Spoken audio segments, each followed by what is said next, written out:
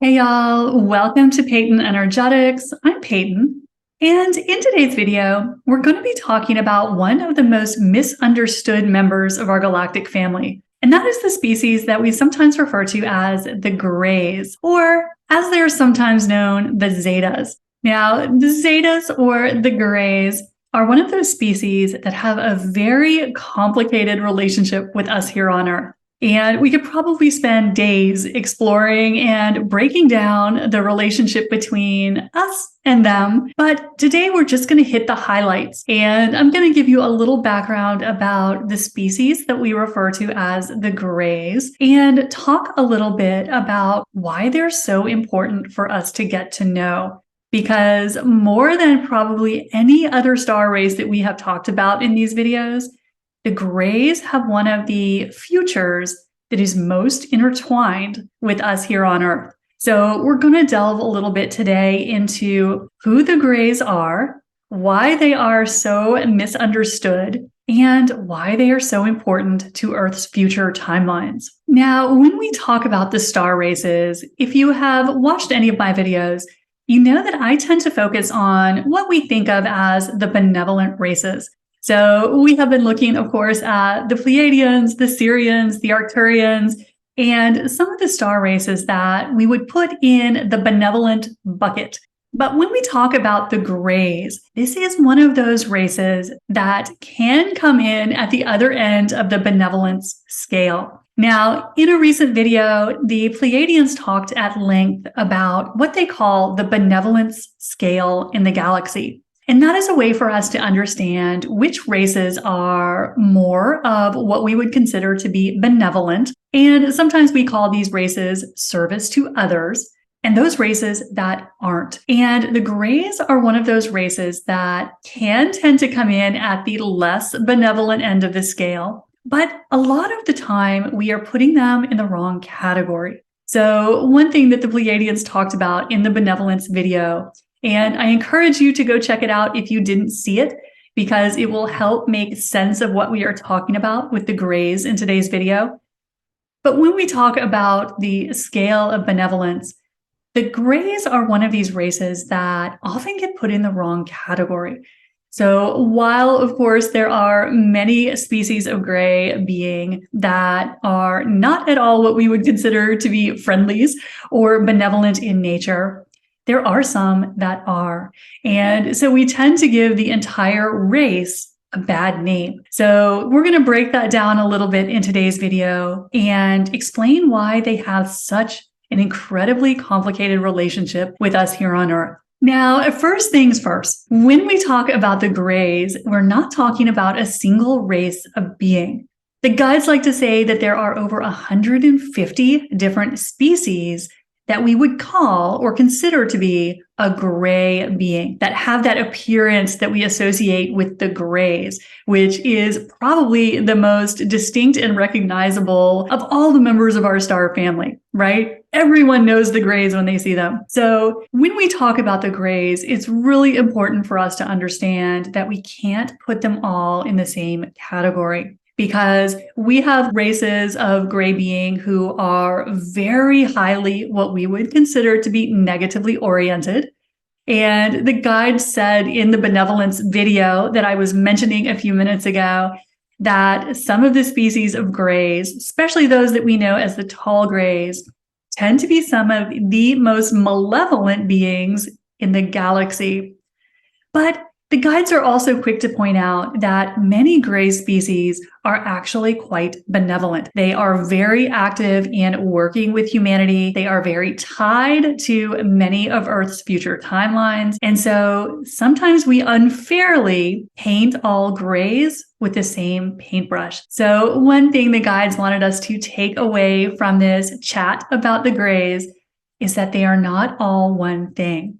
So it's very important for us to understand that there is a tremendous range in terms of benevolence when we talk about Grey beings. It depends very much on the race or the species that we're talking about. And something else that is often a big misunderstanding when we talk about the Greys is the belief that all Greys are what we know as Zetas, or beings from the Zeta Reticula system. And the guides point out that this is not the case, that not all grays are what we call the Zetas. And many of the gray races we associate with being from the Orion system. So grays can be from many places. They are not all Zetas, and not all of them are the highly negative beings that they're sometimes portrayed to be. Now, something that is important to know about the grays is that they're often working with other races. So they are often in partnership, working on projects with other races, and so they may be functioning in certain roles on behalf of other races. So some of the more negatively oriented grays often are said to work for some of the very negative reptilians. And there are also gray races that work for benevolent races. So the gray beings, of course, are one of the main species, probably the poster child for what we know of in the spiritual community as the abduction scenarios and the abduction phenomena. And they are certainly the race that has had its hands in that process more than any other. But the guides like to point out that while, yes, the grays are definitely the beings who are forefront of the abduction scenario, that they're often working for benevolent reasons. So the guides like to point out that sometimes what people may experience as these negative encounters with gray beings or abduction events are actually benevolent encounters where the grays are helping the benevolent races to actually temporarily detain people in order to help them, to heal them, to upgrade their DNA, to prepare their energy field for certain purposes. So something that can give our human minds a very negative taste is sometimes something that is actually benevolent in nature. So the guides wanted us to understand that the grays are a very complex story for us, and we have to dig below the surface to really understand what is going on in a particular situation.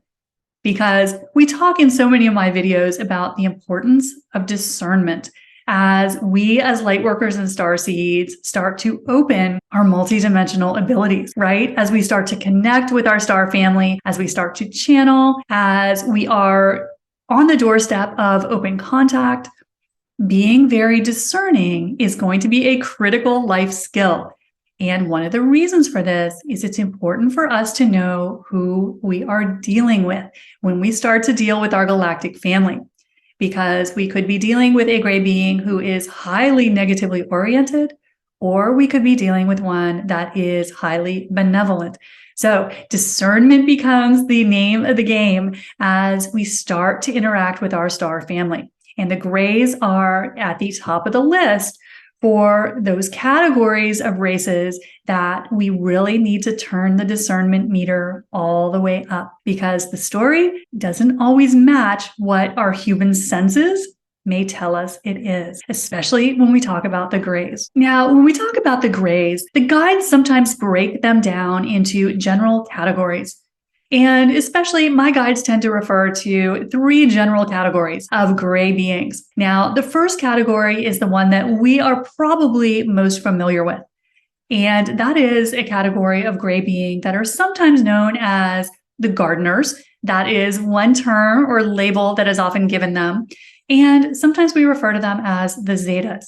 And again, when we talk about the Zetas, we're talking about a particular category of gray. Not all grays are Zetas. Now, according to the guides, the gardener grays are the species that are what we would consider to be behind what we know of as the abduction phenomena. So these are the grays who have detained certain humans to do certain work with them or on them. And according to the guides, the grays who are often called the gardeners are often doing work on behalf of other species. So this may be that it's almost like, the way I look at it, they're almost like subcontractors. So you can think of some of these grays as the workers who carry out programs for other races. And it sometimes just our interaction with these beings, they are so different from us that the experience from a human perception can be negative.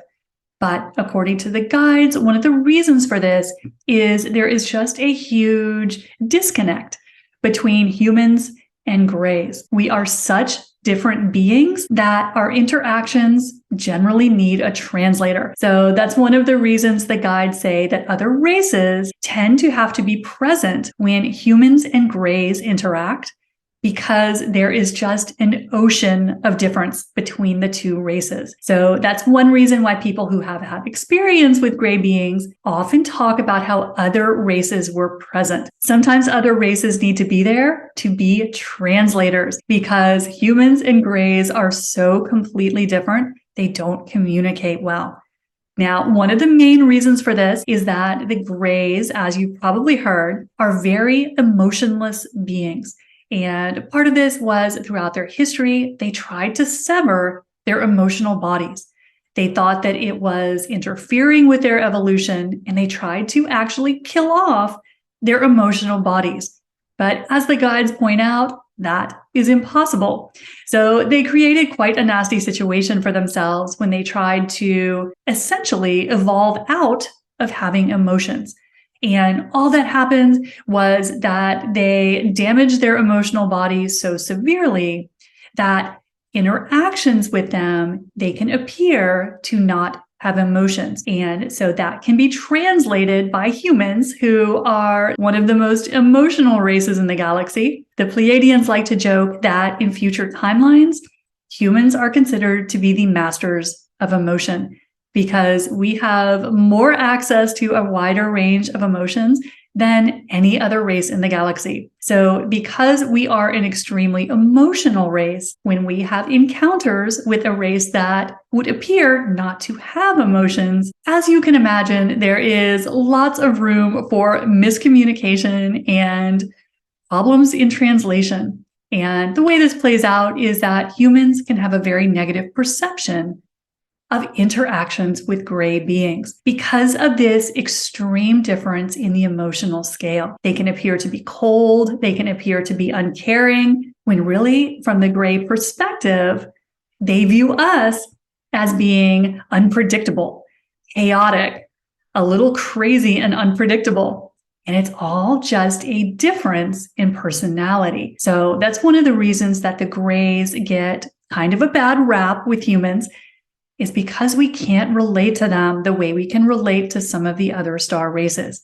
So interacting with gray beings is very different than interacting with, say, a Pleiadian being who may be as emotional as we are as humans. So it's easier for us to relate to them. So the grays can have a very, very complicated relationship with us because of this difference in emotional availability, because humans perceive them as being very cold, very clinical, very uncaring, but it's really just a difference of personality. So the grays that we know as the gardeners, or the grays that we're most familiar with as humans, tend to be working with humans much more closely than a lot of the other star races that we are familiar with. And one of the projects that they are very involved in is the hybridization projects. So there is tons of information out there on that. I won't get into all of that in today's video, but the guides say that the grays are one of the species that are very commonly on Earth. So more than any of the other star races, the grays have been here. According to the guides, they are always here, coming and going. And although the abduction phenomenon has essentially concluded, the guides say that is not really happening anymore. It is moving into a much more co-creative phase of the process as humanity raises its frequency. But we do have a very tightly connected future with the gray aliens, and especially those that we know of as the Zetas. Now, there are two other categories of grays that are important to know about, of the countless species that we mentioned at the beginning of the video.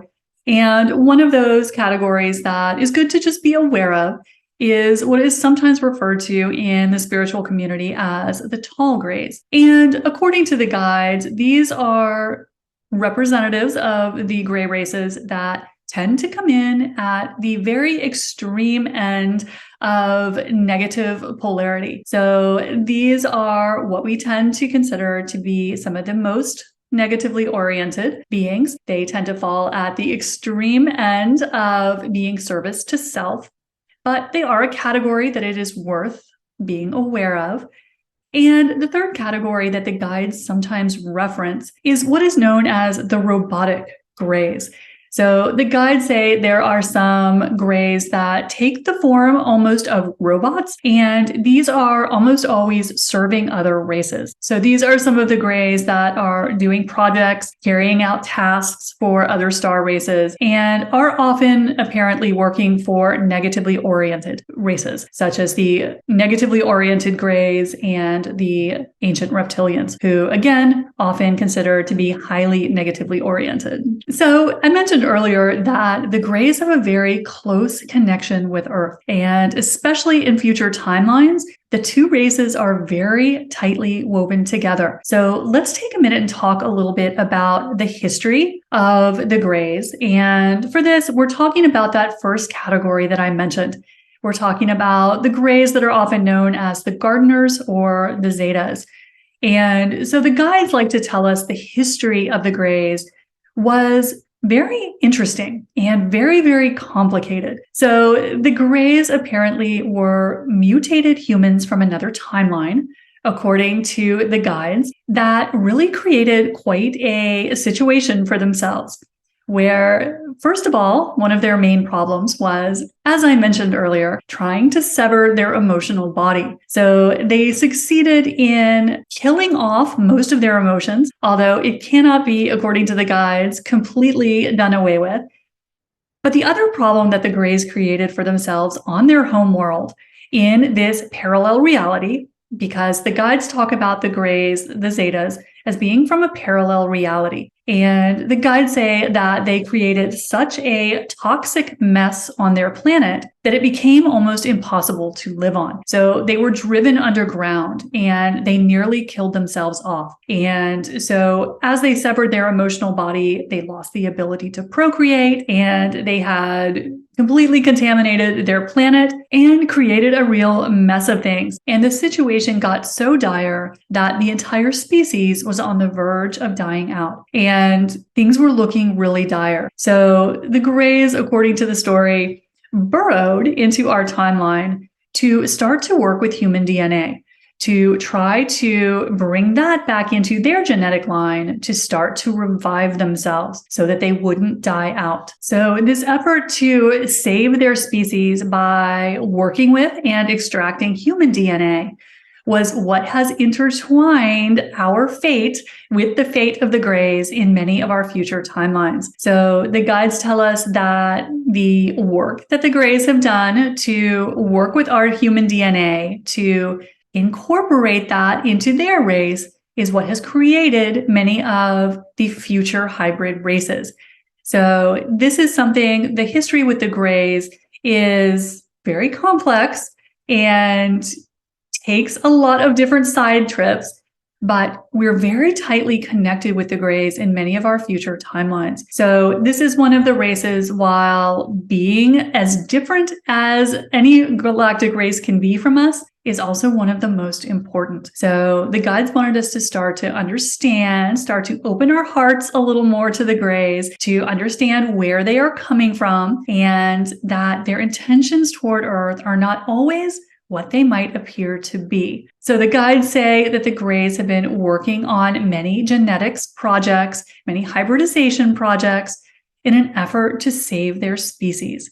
And so they consider us to be part of their family, part of their ancestry, because from future timelines, many of the future hybrid races that we are aware of are human gray hybrids. So we are very closely tied to this very mysterious member of our star family. And it's a story that has many, many layers. So we don't want to take anything involving the grays at face value. We have to really dig in and understand the particulars of the story before we jump to any conclusions. Now, when we talk about the grays today, we are generally talking about beings who are somewhat still in physical or quasi-physical form. The guides say that they are often around 4-ish feet tall And we all, of course, know what the grays look like, right? No description is needed there.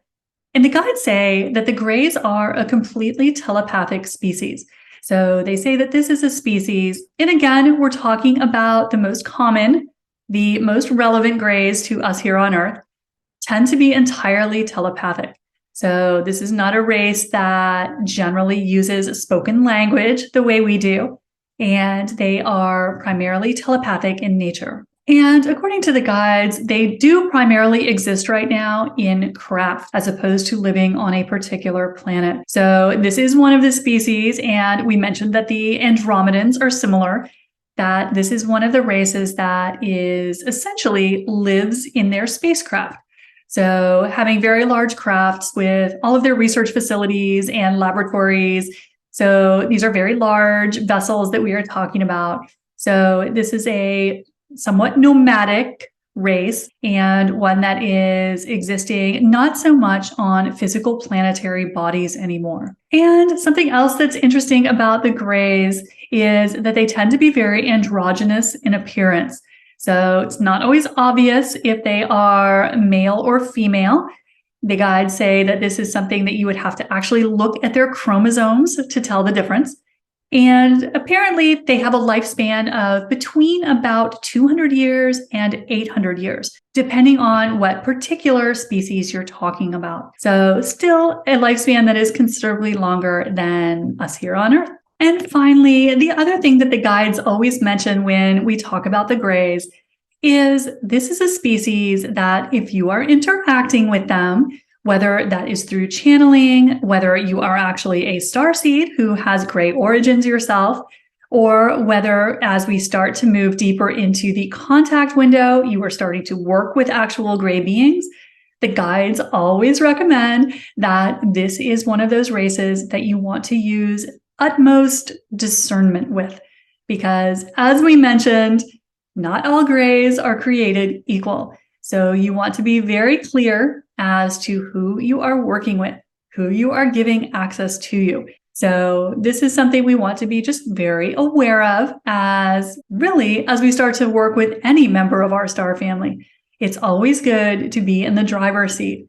But the grays are a very fascinating, very complex story, have a long, long history, and a future that is very closely connected with ours. So starting to understand the complexity of the story will help us stay out of judgment, because as humans, it can be easy for us to hear stories of the abductions, which was certainly a very frightening time for many humans. But as the guides say, the story is not always as it appears to be. And as we start to open our hearts more to the grays, to understand how they play into our future timelines, the story starts to take on a very different flavor. So I hope this has helped you just scratch the surface of starting to understand who the grays are and the wide variety that they span, and get to know them a little better. Maybe open your heart to them a little more than you previously had, because this is a species that we are going to hear much more from in the future. So I hope this has been helpful to you. Let me know in the comments below, what other star rays do you want to know about? We're going to start to make our way through all of our galactic family. So drop that in the comment box below. And while you're down there, don't forget, hit the subscribe button and the like button if you haven't done that yet. I'll see you soon. Bye.